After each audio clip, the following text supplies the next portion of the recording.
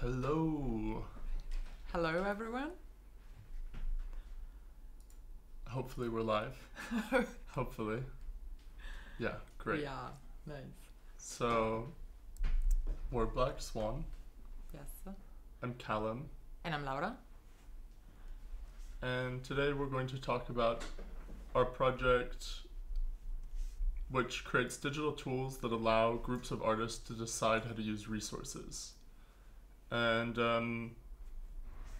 the project involves many people beyond us. So it's a collaborative project and a collective with Penny Rafferty, Andre Fincanto, and Laith Benkeda. Our presentation is structured into 3 parts. We'll go a bit into the research and insights that led to the creation of Black Swan, talk a bit about recent experiments that we did in governance at Trust, which is a collective environment in Berlin, and then we'll talk a bit about our findings from our research. And for people on Twitch and on YouTube, please feel free to ask any questions. We'll try and address them at the end. Yeah. Did I leave anything out? No, that's great. So Black Swan is responding to current needs of creative practitioners and addresses some issues with the art world as it currently exists. Today, artists are competing for fewer and fewer resources. They're going up in more and more competitive funding calls. Arts practices and increasingly multidisciplinary practices, like the practices of people around trust, are not well served by existing support structures for artists, or the funding calls don't really understand the work that people are doing as art. So there's a need now for new thinking about artistic and creative funding. Art has always been a collaborative practice. There's this myth of the individual genius that is the currency of the contemporary art world. And we need new tools and new ways of enabling collaborations to exist and making it easier for creative practitioners to collaborate. Cultural institutions, as they move into the digital sphere, and many have done so with extreme haste in the past year after COVID, don't all need to solve the same problems, but rather could pool resources and build shared infrastructures. But similarly, thinking about the digital, artists today have no control or ownership over the data they produce, whether it's their funding applications or the descriptions of their projects, the non-existent databases of people who participate in projects. There's a lot of metadata related to the art world that currently is out of the hands of artists. And similarly, contemporary art is based on a false universalizing idea of the public that, with Black Swan and with the experiments that we've done at Trust, is really trying to situate a notion of a public into a specific context and group of people. Now, let's talk about blockchain, Let's talk about blockchain. Let's talk about blockchain, as we haven't done enough in these days. But so one way that we're trying to address some of the problems that we see in the current art world as a structure is by beginning to apply or use blockchain as a way to intervene in the space. So we see that there's you can move. We see like a lot of strengths about using blockchains. First of all, the possibility to share value in a translocal manner. The possibility of finance projects not through debt kind of instruments, but through something like a programmable equity. Then blockchains make possible decentralized autonomous organizations, which are automated organizations that facilitate a lot of the bureaucratic, if you will, organization, facilitate a lot of the organizational kind of mechanisms. And then blockchains are censorship resistant and offer like an immutable ledger that can be accessed at any time. On the other hand, blockchains are also market-based instruments. They are, technologies. So if you've used any smart contracts, you'll see that at the moment blockchains are actually also pretty expensive to use because of their financial nature and the type of incentive structures that go into validating a lot of these mechanisms. It follows that currently there's a bit of a problem with onboarding or entering the space without being already familiar with a lot of the tooling can be a bit daunting. And then there is the question of this transparent record, or the transparency, let's say, works both ways. It can be a really great instrument, obviously, to facilitate, transparency of budget, of like treasury management within an organization, of decision making. But on the other hand, as we'll see, we've encountered some challenges because of in our approach to blockchain. We've also ultimately seen that this idea of like a total transparency doesn't really perhaps sit very well with with people. And then in the middle we have the question of speculation, in the sense that speculation goes both ways. The blockchains really certainly open up the imagination towards like reorganizing artworks, but approaching the problem of organization anew. But on the other hand, obviously, as we know, like there's also a lot of financial speculation. So this is why so far we've been using blockchains as a tool for the imagination. So our process has been very much about blockchain thinking, mimicking or role-playing the functioning of a DAO without actually using the technology itself, to begin testing some of our assumptions and see how they will play out without necessarily having to build all this infrastructure. First, we wanted to understand if it's actually useful. And I guess a bit on that, recently we tested several existing tools for blockchain-based decentralized autonomous organizations, including Aragon, Moloch DAO on DAO House,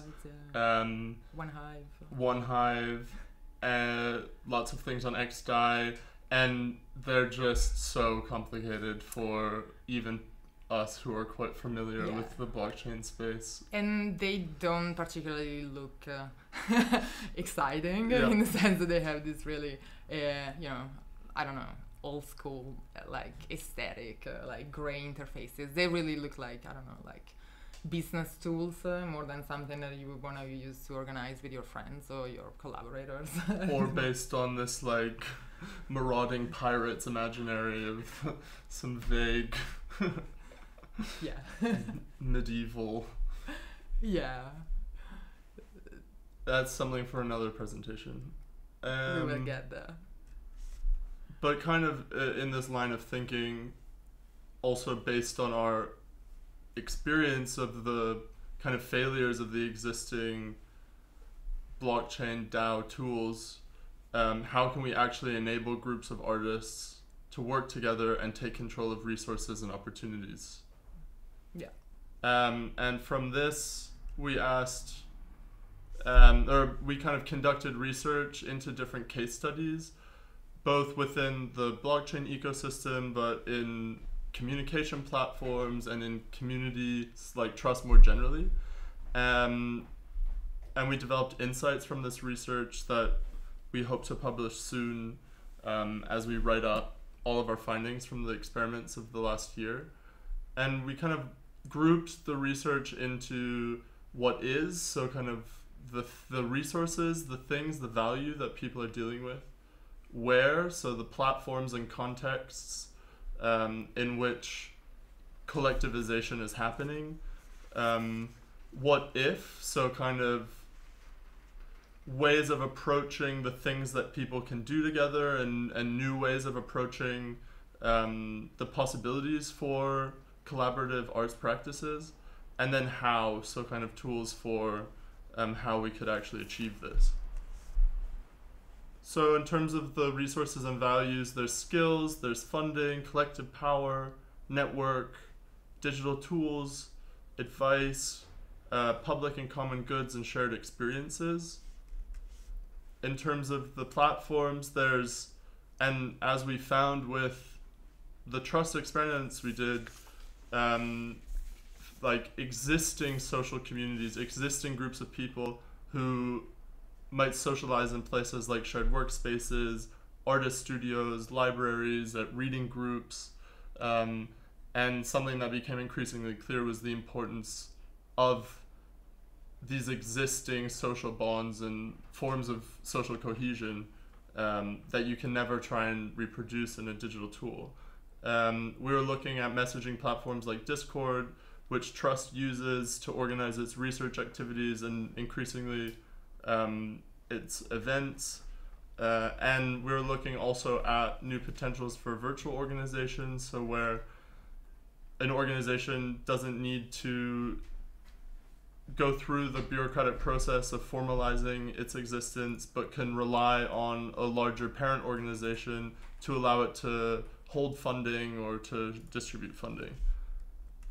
In terms of community building and the things that people can do, there's skill sharing and matching. There's also risk distribution, looking towards solidarity and mutualism, collective investment and pooling resources. And in terms of, yeah, did you have something there? No, go on. Yeah, no, it says your name. It's you. We must equally distribute the speaking opportunities. Exactly. And then we regard to the decision making, and so the how can we create this beginning to look at into reorganizing together. So we'll be looking into emoji voting, which is something that already is native of a lot of platform, which is also, for instance, Discord, which is what Trust mostly uses. We've been looking into lottery mechanisms, kind of multi-voting systems, so systems that go beyond the binary choice or the where the winner takes all. We're looking into bots, so how to facilitate the automation of bureaucratic functions anyway, that no one really wants to do. And and then also we'll be looking into equal distributions of possibilities, for instance.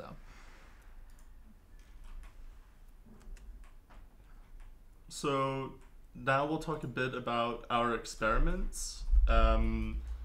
In the month of January, we conducted a role-playing exercise and working group to test different decision-making mechanisms with 9 Trust members. It was all virtual and conducted online.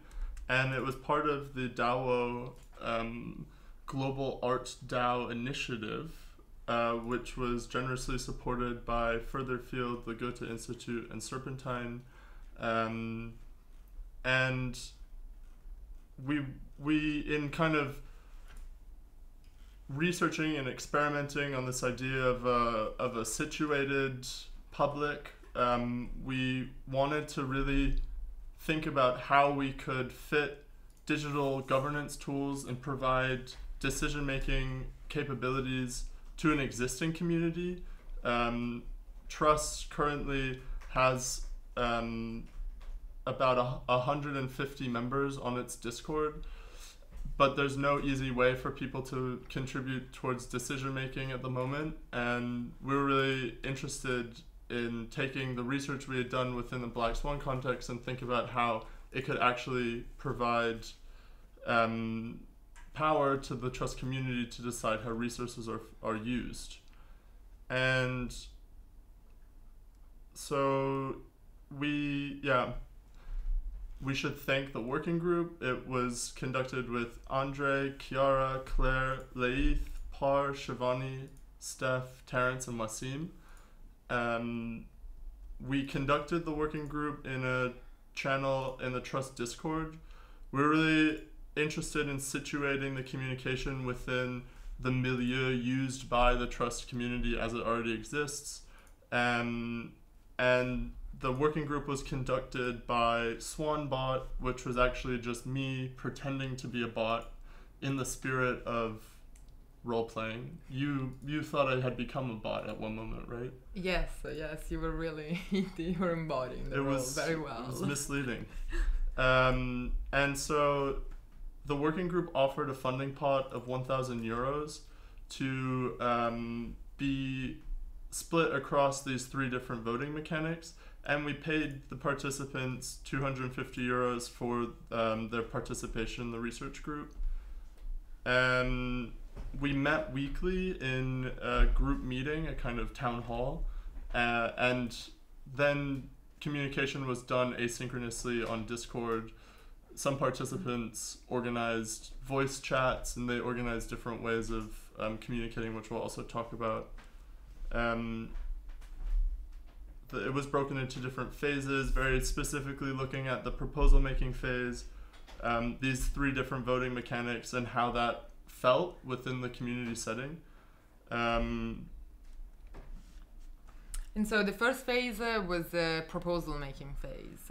So our idea was to keep the process as open as possible. So we wanted to test like a really simple proposal form and see what behavior would emerge, like how people would use it. So we had a very simple Google form, and we asked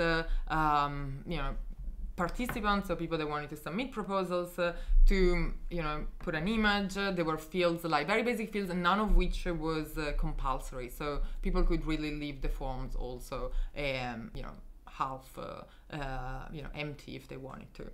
And so we asked people to, for instance, insert an image to complement or give an idea of the proposal. Obviously, title, description, what kind of outputs, they were envisioning, then who would be the co-conspirators, what kind of categories this proposal would fit in, and then any other additional information that they felt. And we asked, there it is. We asked our working group participants, when germinating proposals, to consider what is it that they themselves or the group need but don't currently have, what is it that they or the group wish to see more of, or they wish to do but that they've never done before, and at Trust or in another horizon, perhaps beyond the Trust itself. And so some of the really interesting things that immediately emerge is that there were a spontaneous, organic emergence of initiatives by the participants, such as a skills pool, like a simple spreadsheet that Chiara made, where people could sign up. The kind of things, the skills, the kind of things that they do, the kind of things that they're interested in, the things that they would like to learn or know more about. And so we had other initiatives, an open proposal development page, and also someone proposed a regular voice meetings to discuss ideas and forge new collaborations. So all this was for us like totally unexpected and really welcoming. It was really nice. It was also part of the intention with designing the working group in a really open way to kind of see what would happen and how people responded to the process. And 16 proposals were created within a 2 weeks period, ranging from personal art projects, new collaborations, technical experiments, tool developments, and community initiatives, excursions. They were really, a really vast and diverse set of proposals. And going into it, we also just had no idea what people would ask to do with money. And so it was amazing to see 16 proposals come out of it. Yeah. You can see here some of the images that accompanied the proposals themselves. Shall we move to the voting phase? Let's do it. Let's do it. So, for the voting phase, we, as we said, we wanted to test 3 different voting mechanisms and see how they felt to the group in practice. So we tested quadratic voting, which is a rather complex multi-vote method, but that enable a lot more of a nuanced way of express preferences, let's say, than a more simple expression of yes/no kind of vote with an emoji system, and then a random lottery where people could veto a proposal if they felt strongly against it. Otherwise, a proposal that didn't get vetoed would automatically enter this lottery system. And each of these voting mechanisms had a pool with a micro grant of €333. So this is how we conducted our quadratic voting experiments. It's actually like a really nice template that is provided by Radical Exchange, and it's available on their site and repository. And so what's interesting about quadratic voting is that it's a system that enables to determine priorities, or like prioritize options or proposals in a collective manner, and so enables to express the intensity of preferences in a more nuanced way, because it costs more to express a stronger opinion. People are not asked to vote yes or no, are asked to allocate a certain amount of credits or voice credits towards any proposals, and if they want to express like a stronger opinion, that would be more expensive on the basis of the total credits that they have. The other mechanisms that we wanted to try is the emoji vote. And so in the emoji vote system, everybody had a one vote, could vote with a Swan emoji in a channel that we created on Discord. Basically, the idea was that the proposal with 5 or more votes would receive all the funding, so that only one proposal would win. And the idea was to kind of incentivize people to discuss together in the channel that we had in Discord and arrive to a consensus for what proposal would win. As we see, this mechanism ended up being like a controversially open to some friendly bribing. Like, he was open to attack vectors that we'll discuss afterwards. And then alternately we tried the lottery veto system, where all proposals were entered into this lottery unless they were vetoed. The problem was that people could veto only one proposal, but the issue the challenge perhaps is that votes or this veto was not anonymous because on Discord. So we see also there were kind of dynamics generated. Shall we discuss the winning proposals? So yeah, it was also interesting to see the diverse range of proposals that won each of the different voting mechanisms. This is the winner of the quadratic vote, which is make your own CO2 absorbing biofuel algae machine, which proposes to use speculative biology and storytelling to imagine new forms of life that are both fit to function as negative emission technologies at scale and being integrated into the domestic space. And since this was at the end of January, it was awarded, we actually have an update from them that we'll share towards the end of the findings. And it's nice to see what 333 euros was able to produce in a couple months.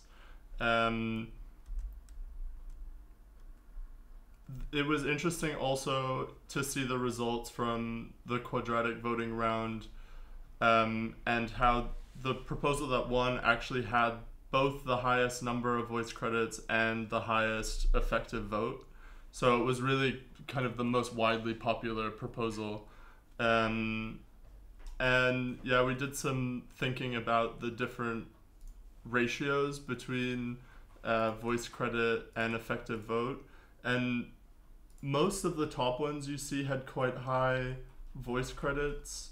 And then there's, it seems like number 4 and number 5 actually had kind of less of the voice credits but a higher effective vote, which was interesting. This project won the emoji vote. It is called the Black Swan Play currently, and it's interesting because it's a very open collaborative project that the members of the working group will do together. They intend to write and record a Creative Commons audio play in no more than 3 hours and in a single take. So kind of creating a shared creative exercise that everybody can participate in. It was also interesting that people didn't fully understand how to vote on Discord. There's no way in the interface currently to prevent people from putting multiple votes on a single proposal or multiple votes across all the proposals. We couldn't lock in the ability to just put on one emoji. And so there was some confusion there that also has kind of informed how we think about designing the app we're working on now. And then the project that won the emoji vote, that won the lottery, is a proposal to cover the €65 administrative fee for the IDs of 5 homeless people. So you see such a range in the proposals. There's the one that won the quadratic voting round was a kind of artistic project between two people. The one that won the emoji vote was a more collaborative and open creative experiment, and the one that won the lottery actually was more of a humanitarian effort or a charity effort. So after the working group, we asked our working group participants to fill in a feedback form, anonymous obviously, and we collected the findings of these feedbacks. And maybe let's go through them, because what was really interesting was also how these findings got us to reassess perhaps some of the initial assumptions that we had getting into this process. So first of all, well, this is like a bit of an overview about the different findings. First thing, there was a resounding consensus on the value generated by the process, including, as we were saying, these organically emerging initiatives, like started in the proposal phase. Everyone really appreciated the the possibility to forge new collaborations. For instance, as Callum mentions, the winners of the quadratic voting round never really worked or collaborated on a project together. So it's really nice to it was great that this was like an occasion to start out new kind of like projects together. The openness of the process was very appreciated, and as we said, it also allowed or like made space for some attack vectors or some like exploits. That I definitely added for us. That was perhaps one of our goals. It was like to see precisely what kind of behaviors and kind of like mechanisms would emerge. And then it was really nice. Someone wrote in the feedback that it was really nice, quoting, being at the origin of the voting process, and as a result generating so many questions about how things work and could work, which it's I guess was a really nice way to begin testing the limits of the parameters of these still analog social protocols that we're like playing with and learning from the results. Then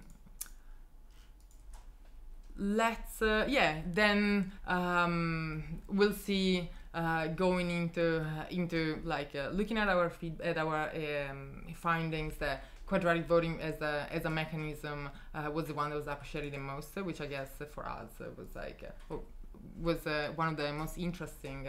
Quite surprising. Quite surprising in the sense that it's not an immediately intuitive kind of way of voting or expressing preferences, but it was very appreciated. And then we have some open questions with regards to documentation, or like perhaps a validation of the importance of documentation into these processes, and then open questions with regard to licensing. But maybe we can go a bit more into some of the actual answers of this feedback of our findings. So what people really liked about the process, it was this idea of collaboration process, like spontaneous organizing, and the learnings of this process of inquiry.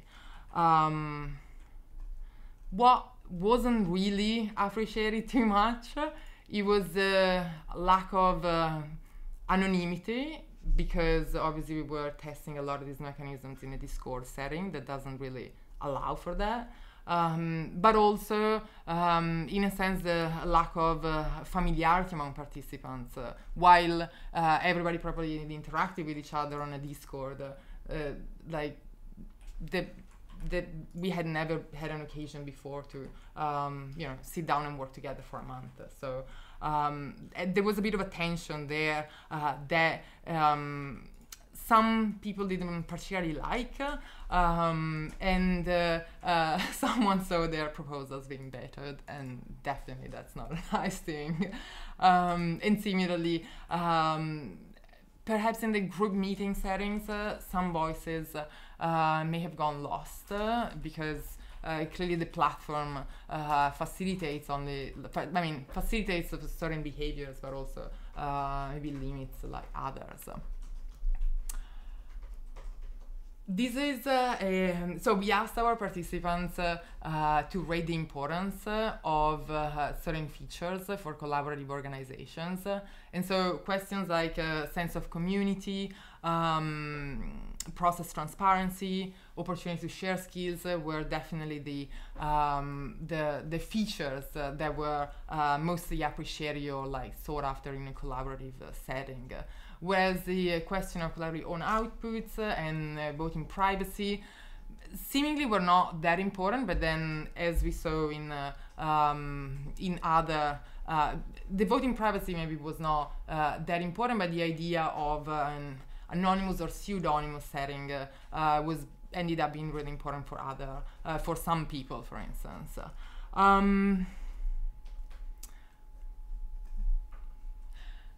Then with regard to additional features, we have the possibility of participatory or making, participatory organization making and redefinition of organization, the amplification of quieter voices, and the, as we were saying, the anonymization of the process. So someone suggested, which was a really nice idea, I thought, of using the same handler on Discord.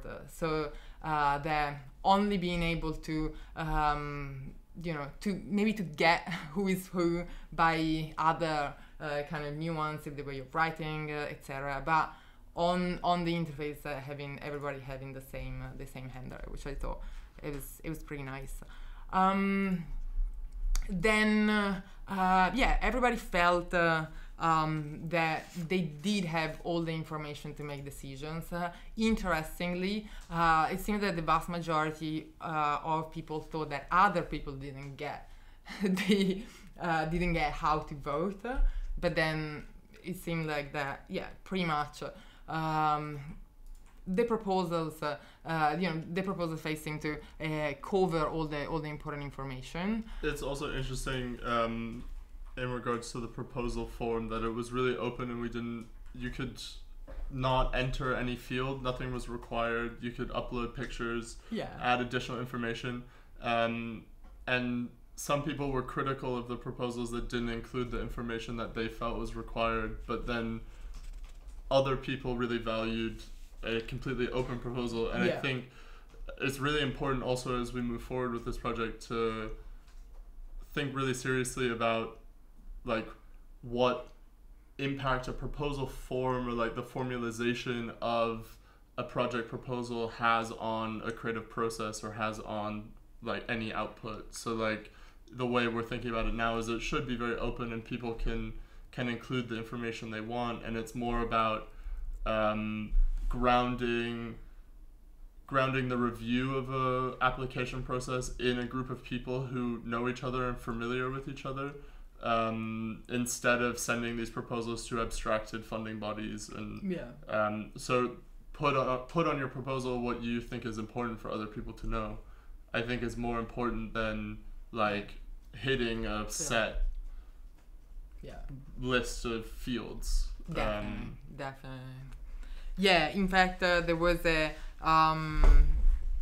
vague or like also jargony proposals were not really appreciated for that reason. So something, the idea of something straightforward, accessible, and like understandable by the group, by your peers, exactly.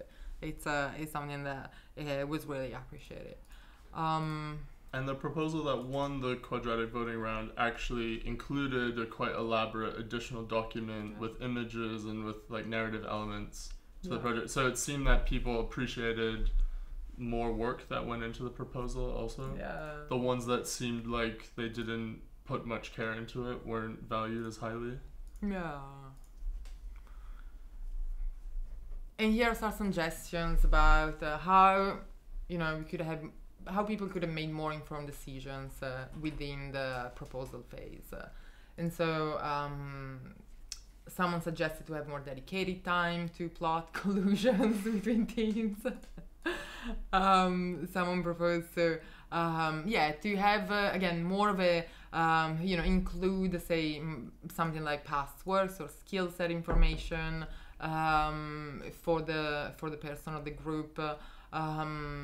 Again, some were saying that proposals that were like very vague tended to be disfavored. Someone suggested that proposals could have focused more on output, which is something instead we willingly didn't really want to force as an outcome or as a requirement.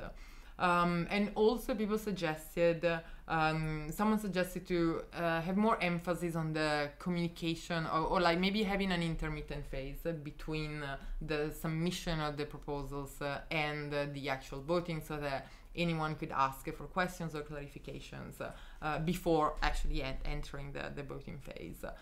I think exactly this, it became very clear in reviewing the feedback forms and in conversations with the participants that they kind of missed organized moments to meet each other and to share their work. So like it could have started with some sort of show and tell where everybody gives a bit of a presentation into their work, and then after the proposals were submitted.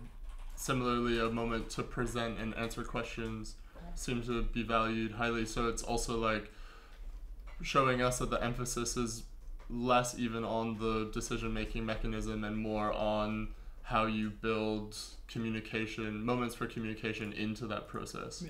Yeah. Then, with regard to the size of the grant, well, admittedly, the 333 euros is very much of a micro grant, and otherwise, as someone noted, if the grant is too small, it would just incentivize, it would almost induce participants to, I don't know, how can I put it? You mean work together in new way, forge new collaborations? Yeah, forge new collaborations, but also otherwise it would kind of just incentivize better off or people with more free time, let's say. If I mean 333 was saying was a decent grant for a few days kind of, or a small projects to work on together, without necessarily requiring too much kind of effort, while proposals or the idea of 500 1,000 euro grants were considered fine for our projects, and enable people to work for a few days on some of these projects. Alternative suggestions were to have a grant size that would pay for half or a month of average freelance salaries. But then also important, one question that was quite important was the question of scale. So which different projects would necessitate different time commitments and level of involvement. And as we said here, small grants are probably more fun, more about incentivizing networking and collaboration, whereas larger grants would obviously go into perhaps developing larger projects. Nice. Then we're getting to the voting mechanisms.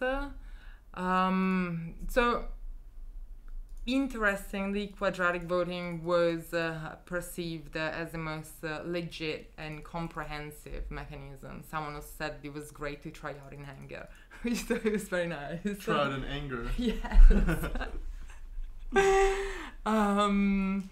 And so as the credits could be distributed across several projects of interest and allow for different levels of preference.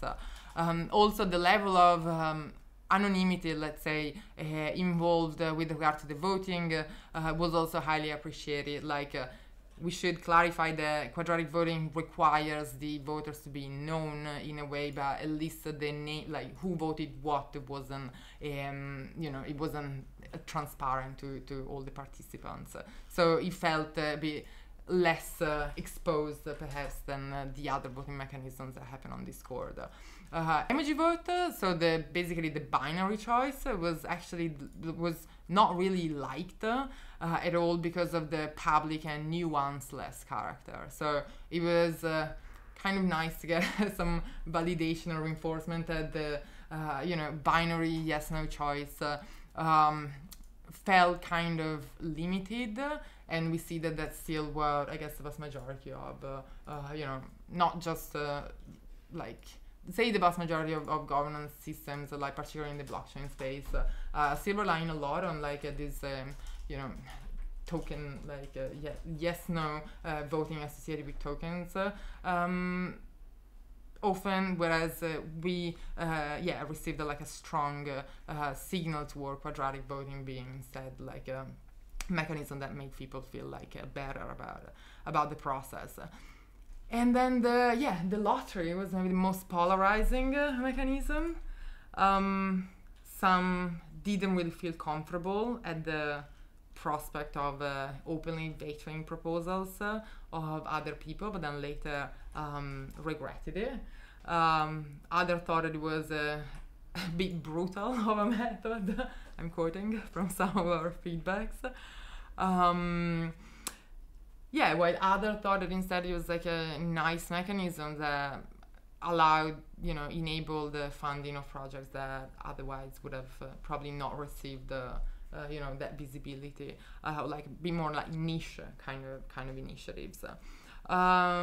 So in a sense, it seems that the group collaboration and organization doesn't particularly like the idea of chance or randomness compared to other methods, perhaps. It also seems to somehow be correlated to the level of agency that the different voting mechanics give to participants. So the lottery had the least agency, but was kind of similarly disliked to the emoji vote, which also gives very little agency. And the quadratic voting system, in allowing for people to even say they like everything a little bit, proved quite popular in our tests. And I think there's also something to say about decision making usually being framed around competition and around winner takes all.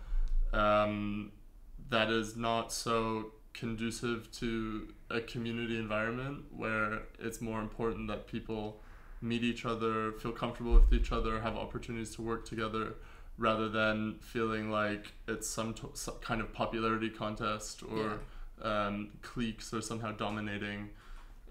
So yeah, there was something nice about quadratic voting and how it made people all feel quite good.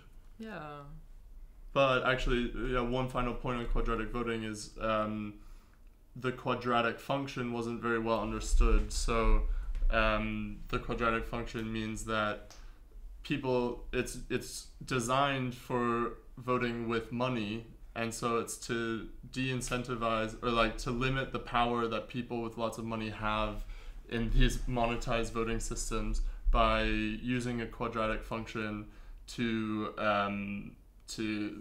encourage smaller distributions of voice credits across a wider range of proposals. But this kind of mechanism wasn't well understood also because we're taking it away from money, so there's no longer the same type of stake in it or the same skin in the game, so to speak. That we kind of understood that there was a need to make it clear that there was this relationship between voice credits and effective vote, and to think about actually how an interface tool could make that understandable to people. Yeah. To move. Yeah. To the next question. How do people feel about the results? Well, it's very much reflected how people felt about each mechanism. So, the vast majority of the participants felt at least okay with the outcomes. But only one person really felt great about them. And most of this negative feeling was around the emoji vote and the lottery. Yeah. Someone suggested to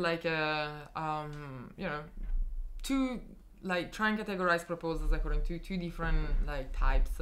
First one, encouraging artists to develop further, such as learning new skills, making new works, assessing resources, and another kind of proposals that instead would benefit the community, in this case the trust community, either aim to increase interpersonal communications or form collective knowledge or support existing infrastructures. It was good, energizing to have at least a positive feeling about the outcomes, with these nuances, with regard to any mechanisms. Then one of the questions was about the documentation and evaluation for funding proposals. We didn't want to impose any requirement for documentation and evaluation, at this stage or in this very early experiment. So, and I think it was something that it resulted like from the feedback that people, really appreciated the no strings attached kind of like format of these micro grants. But definitely like there was again a consensus around the fact that it would be, people felt the need for like sharing the documentation about the process, and it could be, some suggestion on the Trust website or in a WikiHow format or via talks, as some like key follow-up step. Someone suggested also to make information about the budget, about how the budget was spent publicly available, which is we thought like a really interesting and like useful like feedback. And then generally there was, I guess, a certain awareness on the fact that documentation would need perhaps to be benchmarked on the type of on or like calibrated with regard to the type of project. So we have 7 minutes left. Yeah. So maybe we should. We've been talking a lot. We've been talking a lot, and we also have some nice questions. Yeah. Should we finish up the findings? I mean. Yeah. It was kind of interesting also from the group, and I mean maybe this ties into the question, so we should read it now. So. Yeah. Thick M writes, "You're looking at developing ways of distributing funds within an invested community. Have you been or will you look into the Christiania effect, i.e. how the emergence of internal versus external interests will develop and scale?" I guess I don't know to what extent it is an invested community. The 9 people that we worked with in this test all came from different forms of relationship with trust. So there was 3 former residency participants who, were selected through a centralized proposal format, and then 2 people who rent desks from the shared workspace, and then 2 online members, and Trust also is doing research into how its community is made up and what different forms of investment look like within that context. But it's not as clear as something like Friends with Benefits, where that everybody in there has, and Friends with Benefits is a tokenized Discord where you have to buy a certain cryptocurrency to gain access to it, and everybody in the Discord has at least 60 Friends with Benefits tokens, which I think is a different type. Like for me, that would be an invested community. And similarly with Black Swan, our ambition is very much that this supports an ecosystem of artist collectives, and if we have time, we'll point a bit towards that at the end, how you can think about digital communes or the Black Swan commune as enabling different cooperative or collective projects to exist together, and building in some sort of tithe or redistribution mechanism that enables the growth of the network. But this is also something that we're now going to look at next. We wanted to start with the trust context with a small group of people, then we'll look at the trust context when we scale that to the full Discord of 150 members, and then we'll start to think about what happens when you bring in other artistic and creative communities into this. It's also possible that it just ends up where we open source all of the tools that people can just use them according to their own needs. And in this sense, the question of licensing and ownership of outputs, I guess it's really key. Exactly who is exactly the or how are these collectively produced kind of like projects like handled from a licensing standpoint. Who's going to use them, who's going to have the ownership? That remains, I guess, at the moment the biggest open question. This was also the actual connector that I forgot that I was thinking before. But interestingly, the participants found the open licensing of outputs to be not a very important thing. So within this group, they were interested in both funding collective projects, funding new experiments between people who hadn't worked before, and funding individual artistic projects. And so they weren't so interested in the idea of forcing everything to have one type of open access, open source, or Creative Commons license, because especially for these more like individualized art practices, it's maybe unfair to expect that these outputs would somehow be part of a shared copyright. But then that points towards this tension between the internal versus the external interest, where like maybe the participants wouldn't actually want some sort of common good, or like there might be some tension between what the participants say they want versus like, but also who's to decide what a common good is. So it becomes like extremely difficult. We have 3 minutes left. Basically it's also a research project, and it's the way we're approaching it is not from the angle of developing a solution to some abstracted and universal problem, but rather trying to think in progress, what do we learn when we test different types of voting mechanics? What do we learn? What questions do we develop that we didn't even have when we started this around like, okay, the interfaciality and these like indexes of voting power become important, or like we may have been cut off, or Laura's computer stops working. It's on. Should we go really rapid? Yeah, well, let's maybe... Yeah, communication. I mean, interestingly, people didn't really like the Discord text chat either. They preferred the weekly meetings that we had. They, like, every Monday at 1 p.m. we all met in a Zoom call, and everybody... It's a bit of a ritual. It was a ritual. It was very nice in that sense. And this is the update from the winning proposal from the Quadratic Voting round, which is by Par Gang and Chiara Di Leone. It's now called Beneficiary. And I mean, it's incredible. I think the illustration is so beautiful, and it's exciting to see how in such a short time a new collaboration was formed within the trust context, and a new project came out of it, even if it was just a starting idea that might go somewhere else in the future. Some quick next steps.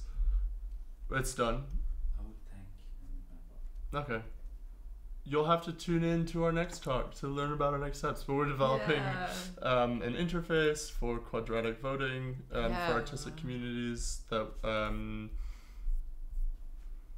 is run according to the moon cycle. But yeah, we'll share more on this soon. This is some ideas for the larger socioeconomic vision of like Swan, a commune, and how that could power different creative communities of practitioners such as trust. We should thank the Money Lab and Trust and all our participants in the working group because we're probably running out of time. I think we've run out of time. Is there any news from the Cyber Command Center? For all I know, I've only spoken to myself for the past hour. Me, Laura, and Arthur, so...